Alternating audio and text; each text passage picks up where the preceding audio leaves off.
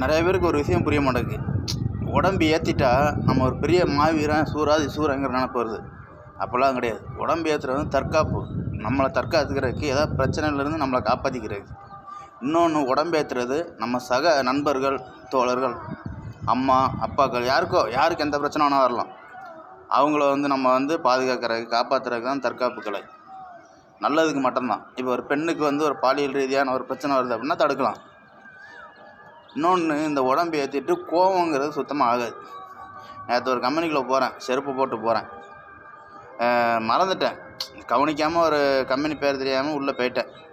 அப்போ அங்கே ஒரு பண்ணாடை கேட்குறான், ஏய் செருப்பு கழட்டிட்டு வர மாட்டேன் அப்படிங்க. எனக்கு தெரியாது, எல்லா கம்பெனியும் செருப்பு போட்டு தான் போவோம், இல்லை ஆஃபீஸ்க்குள்ளே தான் போக மாட்டோம். வேலை செய்கிற இடம் பனியன் கம்பெனியில் மிஷினில் எடுத்து வரலாம், ஏதாவது ஒன்று வரலாம், அதனால் செருப்பு யூஸ் பண்ணுறது வழக்கம். அவன் ஏய் என்ன செருப்பு போட்டு உள்ளே வராங்கிறான்.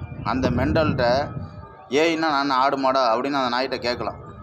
அதனால் வந்து கோவப்பட்டவங்க சண்டை. ஒரு கம்பெனியில் வெயிட்டு வாண்டடா போய் அவன் உள்ளேருந்து பேசுகிறான், நாம் வெளியிலேருந்து வந்திருக்கோம். உள்ளே இருக்கிற அவன் தன்னைத்தானே தற்காத்துக்குவான், புரியுதா?